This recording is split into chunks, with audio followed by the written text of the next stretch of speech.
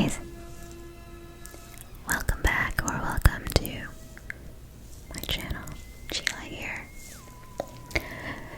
and I have some spooky stories for you for Halloween.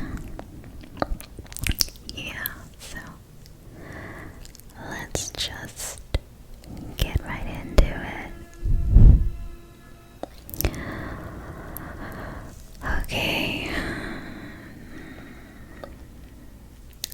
this one's called The Peace and Plenty Inn. The Peace and Plenty Inn was once a tavern and stagecoach shop before the Revolutionary War. Later, it was converted to a private residence. The sprawling red clapboard home was welcomed many families in its almost 400 years, yet some people had felt very unwelcome indeed. One night, just before Halloween, Anne came to the old inn to babysit for the Armstrong family. The three little girls had done their homework and were already in their pajamas and ready for bed. The Armstrongs left for their dinner engagements around 9 o'clock, with all three girls tucked safely into bed and settled in front of the television to watch a movie. About 15 minutes later, Anne suddenly felt chilled to the bone.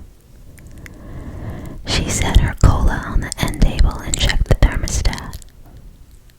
The room temperature was set to 70 degrees, and she could hear the oil burner chugging along in the basement. That's strange, she thought. It's freezing in here. She found an Afghan on the back of the couch and settled back to watch television. A few minutes later, she heard heavy footsteps on the stairs leading from the kitchen to the second floor. Katie, Elizabeth, Laurel, she called out the three children's names. The footsteps seemed to be coming closer. Are you girls playing a trick on me? Abruptly, the light on the end table flickered, flared, and went out. Anne checked the kitchen and the hallway. It was even colder back there than in the living room. Nobody was there. She shook her head and went upstairs. All three girls were sound asleep. She returned to the living room. That's funny, she said as she looked at the television. I thought I left it on channel 2. It's on channel 4 now. These were the days before remote control, so she walked over to the television and put it back on channel 2. She sat back in the chair. Suddenly the knob began to turn on its own, switching to channel 4, 7, and then static. A voice whispered through the TV, "Get out!" With a shriek, Anne pulled the plug from the television. Miss Armstrong found her upstairs, curled in her Afghan, asleep at the foot of the children's bed. "Anne, are you all right?" "Take me home," Anne cried. "This place is haunted." Guys, I'm sorry, I can hear a washing machine. I moved. I'm in a new place, which is the reason for the delay in video. So usually I record in the bathroom because it's quiet, but I guess my neighbor has decided to do some laundry, so that's the sound that you hear. It isn't ghosts or something churning, but you can pretend that it is. It makes you feel scarier.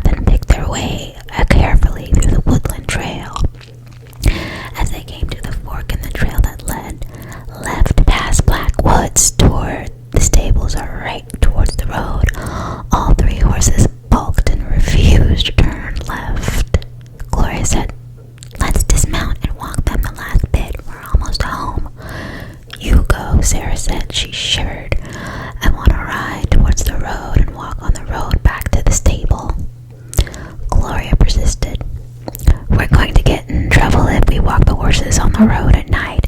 It's too dangerous. Besides, we're almost back. We just have to get through Blackwood. Sarah and Meg had already turned their horses and headed towards the road. Fine, Gloria fumed. I'll go straight.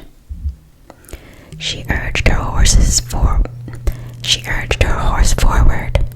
As they rounded the last turn into Blackwoods, an eerie glow suddenly lit the path in front of her. Gloria urged her trembling horse forward. As she turned the last corner through Blackwoods towards the riding stable, the glow became stronger and centered on a huge lightning-struck oak tree. On the trunk of the tree, a woman's face appeared. She glowed with a white light as her lips moved. "Tell them," she whispered. "Tell them I'm innocent." Gloria kicked her horse, but the horse needed no urging. He flew through the woods and stopped at the stable door, trembling in fear.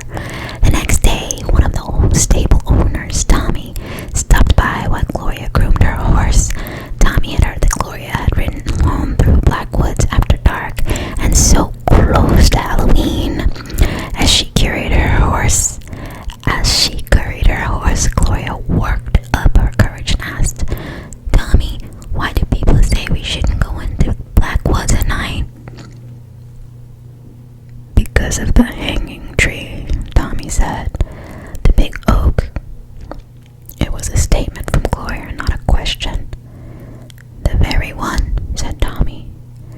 The apparition's words echoed in Gloria's mind.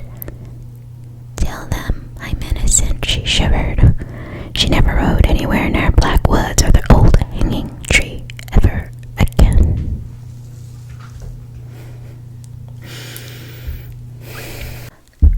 This one is called Charlotte, written by a little boy, written by a man who had experiences when he was a little boy.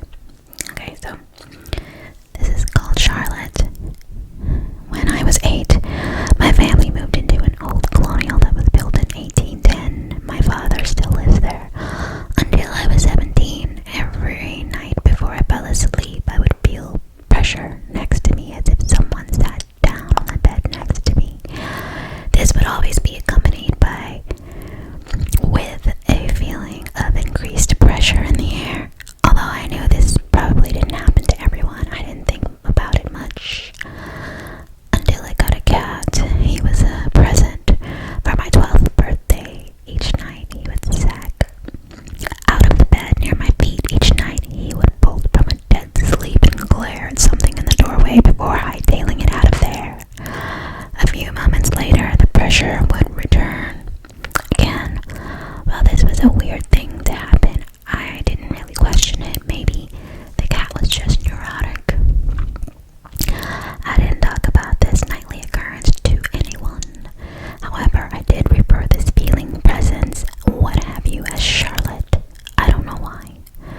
So one day in the summer when I was 13, an elderly man and his middle-aged daughter pulled up to our house and explained that the father lived in the house with his aunt while he was a boy and that he raised his family there for a few years. They had been visiting family in the neighborhood and they wondered if they could take a tour for old time's sake. My mom said sure. She, my sister, and I led them around the house and they recalled different memories. Afterward, my mom asked them if they remembered strange occurrences or stories about the house, like ghosts. The old man chuckled. His daughter became very quiet and said firmly, "It's not funny, Dad." The man explained that everyone who slept in the one bedroom felt a little unsettled, and his daughter interrupted to say that she always felt as if someone sat on the edge of the bed and tried to go to sleep. Her father said they used to joke that it was just his aunt looking out for them, his aunt, Charlotte. This confirmed what I had never admitted to myself. I had a freaking ghost that basically tucked me in at night for the previous 5 years. Still, going to bed was never freaky or scary. I just tried to ignore the feeling when it came. Until one night when I was 16,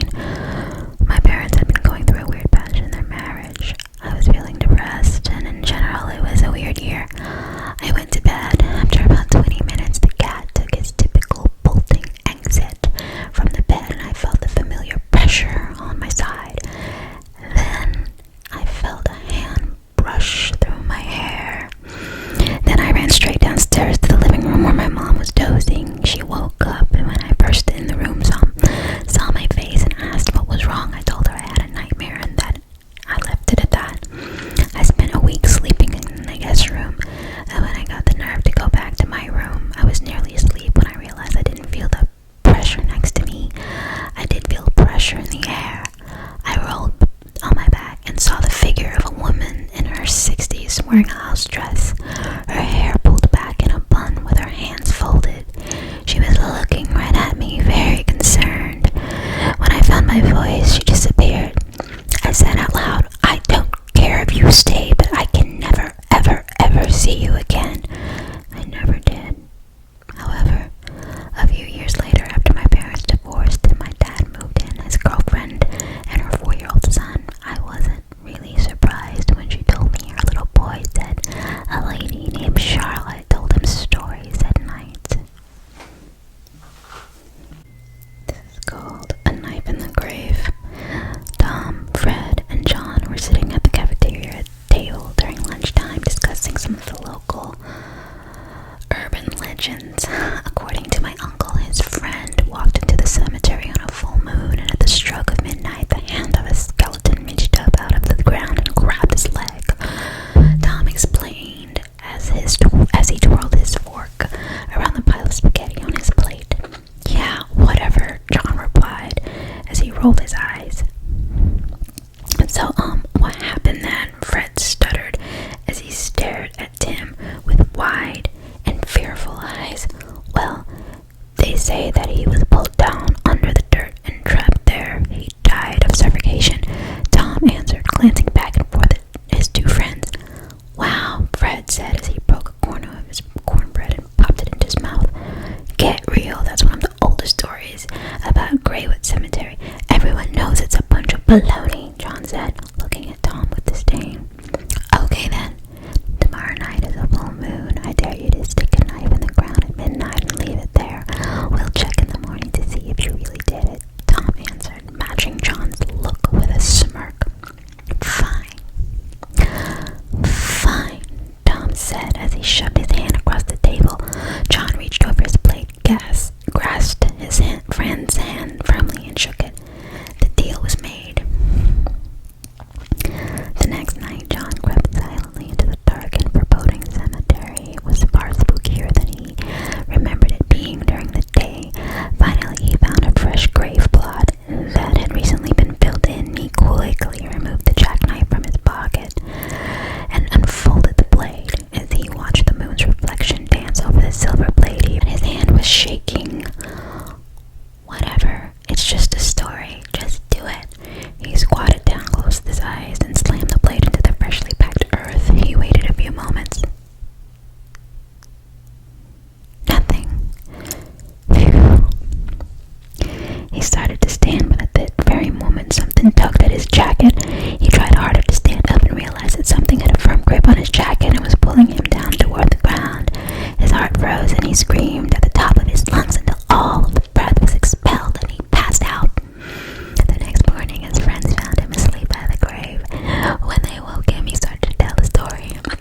And then they all quickly looked down at his jacket where he'd been grabbed and pulled to the ground. Immediately, Tom and Fred burst into hysterical laughter.